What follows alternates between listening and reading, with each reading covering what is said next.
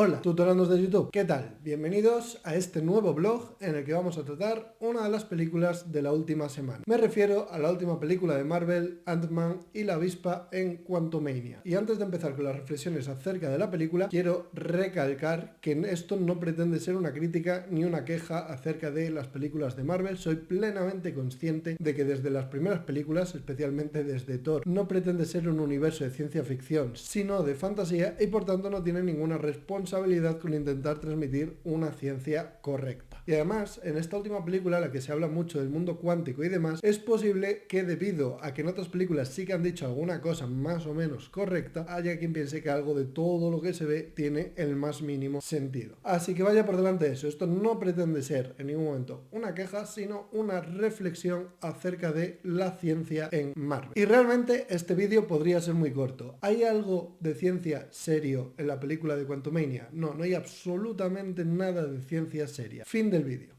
Y de hecho es un poco triste porque resulta que muchas veces se suele bromear con el tema de que cualquiera que utilice la palabra cuántico, sin ser especialistas, seguramente irá a decir alguna barbaridad, y se trata de una película que lleva la palabra quantum en el título y no dice absolutamente nada que realmente diga la física cuántica. Quizás algún detallito que no vaya a dar tiempo a reflexionar, pero bueno, en líneas generales es una película totalmente de fantasía, no de ciencia ficción. Y esto es lo que quizás puede que sea preocupante, porque en física muchísimas veces, muchísimos divulgadores, hablamos del mundo cuántico. El mundo cuántico entendido como las reglas de la física que conciernen a las partículas de las que están hechos los átomos, la materia, sus interacciones y demás. A todo ese conglomerado se le suele llamar muchas veces el mundo cuántico, pero el mundo cuántico no es un lugar que exista y al que podamos acceder. No es, como se ve en la película, un sitio donde pueden haber otros animales y personas viviendo y demás. El mundo cuántico simplemente se refiere a esa serie de reglas que conciernen a las partículas y a las partículas a las que afecta. Por ejemplo, hay una web más o menos famosa del modelo estándar, la del zoo de partículas, que se dedica a vender todas las partículas descubiertas o gran parte de ellas realmente, porque el listado es gigantesco, y te lo plantean pues así, como que es un zoo con todas las partículas que hay en el mundo cuántico. Entonces está muy bien desarrollar la imaginación y decir, bueno, pues este mundo cuántico podemos suponer que existe y desarrollar una trama basada en este mundo cuántico que va a ser como una realidad paralela. El problema está, insisto, en tener claro que esto ya no es física, esto es una licencia de Marvel, con la cual no debemos tener ningún problema, pero tenemos que tener claro en todo momento que no existe ningún mundo cuántico al que no podamos llegar porque seamos demasiado grandes, o al menos no hay ningún dato científico ni ninguna teoría científica que nos incite a pensar en ello, en la cual esté trabajando nadie en ninguna universidad del mundo. Ahora bien, en películas anteriores de Ant-Man sí que ha habido física más o menos aceptable. Por ejemplo, el propio diseño del personaje, el tema de que se puede hacer más pequeño y más grande a voluntad con un dispositivo y todo esto, aunque es excesivamente fantasioso, puede que sea simplemente futurista. ¿Por qué? Porque sí que es verdad que si consideramos que es posible modificar las constantes fundamentales de la naturaleza, cosa que la física no prohíbe y que de hecho en algunos modelos como teoría de cuerdas se podrían generar universos con constantes físicas distintas y demás, esto, como decía, podría explicar el funcionamiento de Ant-Man como superhéroe. Es decir, podría ser que el traje en el que se introduce lo que hiciera fuera modificar algunas constantes de la naturaleza, por ejemplo la constante de Planck, de modo que afecten de forma distinta a quien esté dentro del traje, y eso alteraría el tamaño de los átomos, el tamaño de las moléculas, las interacciones y demás. Es una locura, pero bueno, más o menos podría tener algo de sentido. Sucede, de todos modos, algo parecido a lo que pasaba con la película Tenet de Nolan, en la cual el problema no era tanto la idea de ir hacia atrás en el tiempo como el tema de ir hacia atrás en el tiempo en un mundo en el que todos los demás están yendo hacia adelante, porque en el mundo en el que vivimos las cosas interactúan y las interacciones entre algo yendo al pasado y algo yendo hacia el futuro son bastante problemáticas. En este caso sucedería algo similar, donde se establecería claramente la frontera entre el traje de Ant-Man con las constantes modificadas y el mundo exterior. Pues bueno, ahí podemos hacer una suspensión de la credulidad, pero bueno, por lo menos hay algo de física interesante que se puede explicar con el asunto. Y en la primera película de Ant-Man además tenemos la reflexión de que si una persona teniendo la misma fuerza se hace más pequeña, cuando golpee, por ejemplo, va a hacer más presión y va a tener un efecto mayor allí donde golpee, por ejemplo. La segunda película, aunque seguía sin ser seria, hablaba del principio de incertidumbre de la física cuántica, porque el enemigo, pues bueno, estaba definido de una forma más bien difusa y tenía propiedades a las que estamos bastante acostumbrados en la física de partículas. Sin embargo, en esta última película, la verdad es que no hay prácticamente nada rescatable. De hecho, la única cosa que más o menos se meten es en el tema de que el protagonista se ve a sí mismo muchas veces, que podría estar relacionado con el tema del principio de incertidumbre y el comportamiento difuso de las partículas una vez más, pero hay un error garrafal justo después, que es que todas las versiones del protagonista combinan fuerzas para lograr un objetivo, y esto es algo que estaría prohibidísimo dentro de la física cuántica. Aunque una partícula tenga un comportamiento difuso, lo que nunca vamos a observar es que una partícula se comporte como si fuesen varias y usando la fuerza de varias de una forma que claramente atenta contra la conservación de la energía. Así que resumiendo, parece que la tendencia de Marvel a cada vez hacer películas menos basadas en la ciencia se va a mantener, y esto insisto que no es una queja, pero hay que tenerlo en cuenta. Antes te ibas a ver una película de Marvel quitando las de Thor o las de Doctor Extraño y sabías que algo interesante sobre física ibas a sacar de ahí. En esta ocasión yo tenía en mente que el vídeo del mes de divulgación iba a ser sobre la película de Quantumania, y cuando le he ido a ver al cine, la verdad es que me he llevado una decepción en ese aspecto, porque no hay prácticamente nada salvable para un vídeo de divulgación de física. Y estas serían mis reflexiones. Si tenéis alguna duda acerca de si algo de la película sería realista o no, podemos comentarlo, pero bueno, la verdad es que no hay mucho donde rascar. Como siempre, espero que este vídeo os haya sido de utilidad y nos vemos en el siguiente. ¡Hasta luego!